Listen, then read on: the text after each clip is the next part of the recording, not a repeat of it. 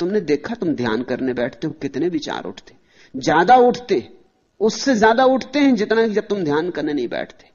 24 घंटे 1000 काम में लगे रहते हो, इतने विचार नहीं सताते। घंटे भर आंख बंद करके बैठ जाओ आसन लगा के, तुम एकदम हैरान हो जाते हो कि मामला क्या है। क्या विचार प्रतीक्षा ही करते थे कि करो बच्चों ध्यान करो, फिर तुम्हें बताएंगे।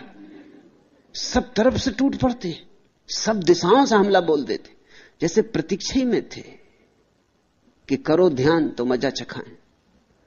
आने लगते सब तरह के विचार, धन के, वासना के, काम के, राजनीति के, यह वह कूड़ा करकट सब अखबार उड़े आते। सब एक दिशा से नहीं, सब दिशाओं से हमला हो जाता, एकदम घिर जाते दुश्मनों में। थोड़ी देर में थक के उठाते हो, सोचते हो इससे तो हम जब काम में लगे रहते हैं तभी कम विचार होते, ये तो चले थे निर्विचार होने और विचार के झंझावात से घिर गए। ऐसा क्यों होता है? इसलिए होता है कि मन तुम्हारी सुरक्षा कर रहा है। मन कह रहा है कहां जाते हो, जिस लक्ष्य का कोई पता नहीं, जहां तुम कभी गए नहीं, जिसका कोई स्वाद नहीं, किस मृग मरीचिका के पीछे जा रहे हो। व्यवहारिक बनो, जो जाना माना है, परखा है, उसी को पकड़े रहो। इसलिए आशीष की जरूरत है। आशीष का अर्थ है हम तो इस किनारे हैं, उस किनारे से कोई पुकार दे दे।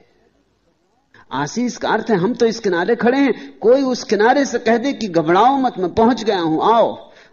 और जैसे तुम डर रहे हो, मैं भी डरता था। डरो मत, पहुंचना होता है, देखो मैं पहुंच गया हूं।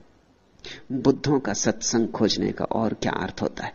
यही कि किसी ऐसे आदमी के पास होना जो अनुभव से कह सके कि पहुंच गया हूं। शास्त्रों से नहीं, अनुभव से, जो गवाह हो, जो साक्षी हो, जो ये ना कहे कि मैं परमात्मा को मानता हूं, जो कहे मैं जानता हूं। जो इतना ही ना कहे जानता हूं, बल्कि कहे कि मैं हूं। ये 3 अवस्थाएं हैं, मानना, जानना, होना। मानना बहुत दूर है, वो इसी किनारे खड़ा आदमी जो मानता है, उसे पता नहीं।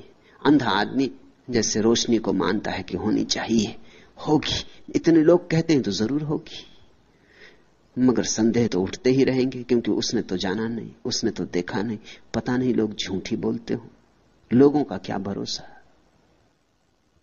अपने अनुभव के बिना जानना कैसे हो, मानना भी कैसे हो? तो मानना भी थोथा होता है, सब मानना थोथा होता है, सब विश्वास अंधविश्वास होते। फिर एक आदमी है जिसकी आंख खुली और जिसने देखा, और देखा कि हां रोशनी है, वृक्षों पर नाचती हुई किरणें देखी, आकाश में उगा सूरज देखा, रात में घिरा आकाश चांद तारों से भरा देखा, देखे फूल, हजार हजार रंग देखे, आकाश में खिले इंद्रधनुष देखे, देखा सब, और कहा कि नहीं है, ये जानना हुआ। इसके आगे एक और स्थिति है, जब आदमी जानता ही नहीं, आंख ही नहीं हो जाता, बल्कि रोशनी ही हो जाता, जब स्वयं प्रकाश रूप हो जाता। इसलिए बुद्ध को हम भगवान कहते, महावीर को भगवान कहते। जाना ही नहीं, हो गए, जो जाना वही हो गए। जानने में थोड़ी दूरी होती, मानने में तो बहुत दूरी होती, जानने में थोड़ी दूरी होती। देख रहे हैं, वह रहा प्रकाश, हम खड़े यहां। फिर धीरे धीरे दूरी मिटती जाती, मिटती जाती, और जो जाना जा रहा है और जो जानने वाला एक ही हो जाते।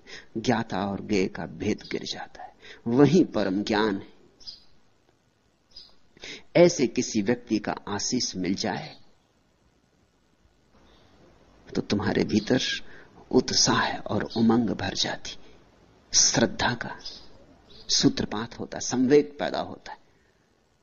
कोई पहुंच गया है तो हम भी पहुंच सकते हैं, कोई पहुंच गया है तो दूसरा किनारा है।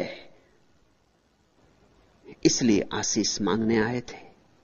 बुद्ध जिस कुटी में रहते थे उसका नाम था गंध कुटी, बुद्ध की सुगंध के कारण। एक सुवास है आत्मा की, जैसे फूल जब खिलते हैं तो एक सुवास होती, कागज के फूलों में नहीं होती। कागज के फूल कभी खिलते ही नहीं, असली फूलों में होती सुवास। साधारण आदमी में सुवास नहीं होती, वो करीब करीब कागज का फूल है।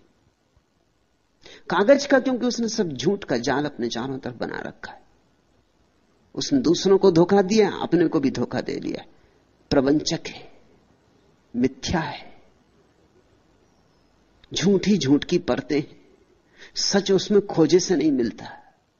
कितना ही खोदो, एक झूठ के बाद दूसरा झूठ, दूसरे झूठ के बाद तीसरा झूठ।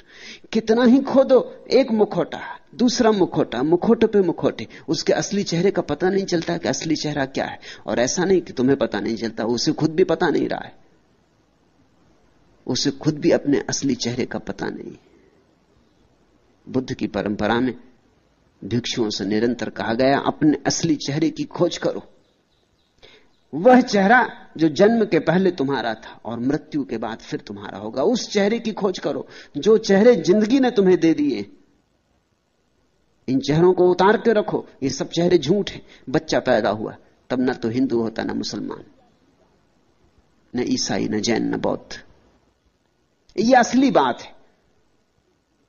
फिर उसके ऊपर एक चेहरा हमने टांग दिया कि हिंदू, ये मुसलमान, ये ईसाई। फिर हिंदू में भी ब्राह्मण की, शूद्र की, क्षत्रिय की, वैश्य। फिर ब्राह्मणों में भी कानकुब्ज ब्राह्मण कि देशस्थ की कोकणस्थ। फिर रोग पर रोग है, बीमारियों पर बीमारियां हैं।